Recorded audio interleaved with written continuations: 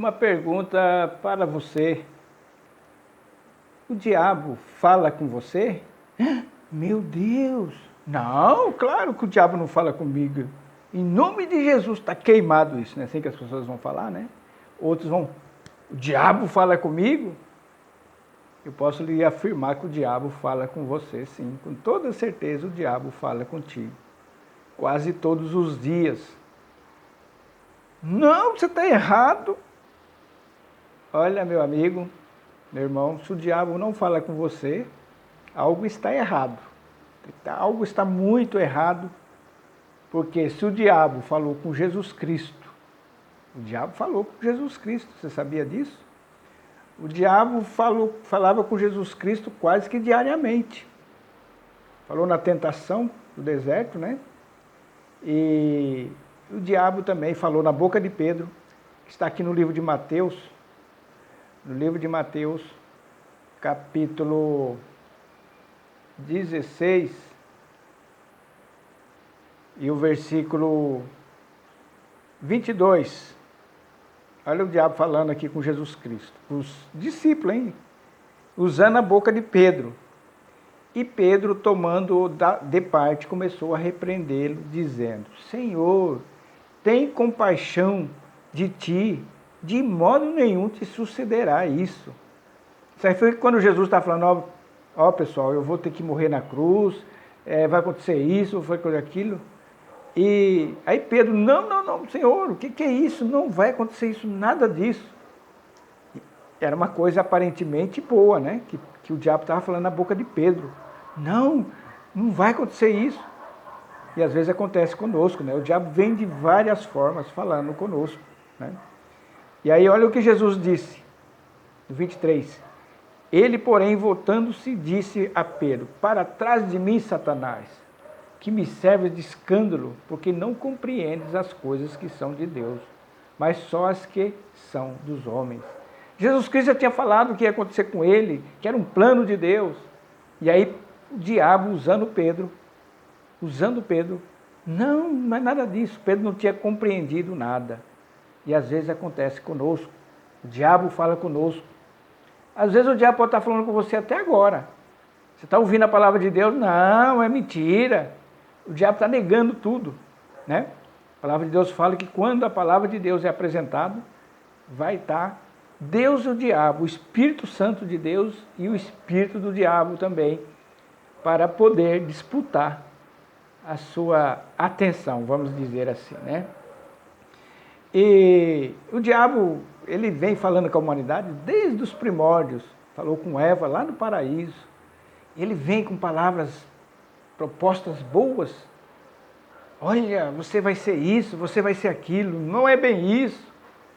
Quantas vezes você ouviu a pregação aqui do Evangelho? Não é bem isso. Não é desse jeito que você está falando. Isso é o diabo falando com você.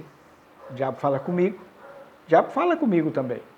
O diabo fala com todos nós. Então, e o diabo também, além de ele falar, ele pode colocar decisões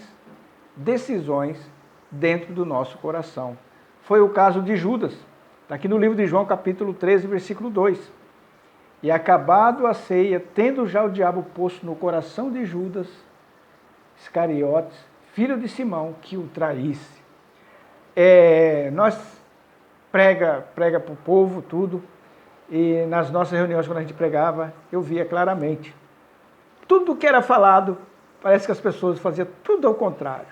Isso era o diabo colocando no coração delas o que elas iam fazer. Isso é o diabo. Elas não aceitavam o conselho da palavra, e aí o diabo colocava no coração delas: não, você é isso, você não precisa ficar sozinha, você tem que ter alguém, ou não é assim, não é assado, ele está errado. O diabo usava ou pensamentos ou pessoas para falar ao ouvido das pessoas, né? O apóstolo Paulo, ele entendia muito bem disso aí, ele avisou a igreja, que está aqui, 2 Coríntios, capítulo 11, versículo 3, ele diz assim: Mas temo que, assim como a serpente enganou Eva com a sua astúcia, assim também sejam, de alguma sorte, corrompidos os vossos sentidos, e se a parte da simplicidade que há em Cristo. Então, meus amigos, meus irmãos, o diabo fala conosco também. O diabo falou com Jó. O diabo usou a esposa de Jó. Você ainda serve a Deus, amaldiçoa e morra. Era o diabo falando lá na boca da esposa. E o diabo usa tantas pessoas para falar conosco, né, de várias formas. E nós devemos ter o capacete da salvação, que está no livro de Efésios, capítulo 6, né? As armas espirituais, capítulo 6, versículo 11, né? E a palavra de Deus fala que nós devemos tomar toda a armadura de Deus, que está aqui no versículo 13, toda a armadura de Deus para que nós possamos resistir no dia mal. O dia mal quando o diabo vem com tudo para cima de nós, né? E aí ele vai falando quais são aqui as armas nossas. Você pode ler o capítulo 6, o versículo 13 em diante, que vai falando as armas que nós devemos usar. E aqui vai descrevendo os dardos inflamados do diabo, que são os pensamentos, que vai incendiar a nossa mente. Eu tenho pregado, tenho visto pessoas, mas dificilmente parece que a palavra penetra neles. O diabo lança aquele dardo na mente dela ou dele, incendeia ela e coloca no coração deles, ou dela ou dele, uma situação para ela tomar aquela decisão. E assim vai. Então você tem que tomar cuidado se você está dando ouvido ao diabo. Por isso que no livro aqui de 1 João,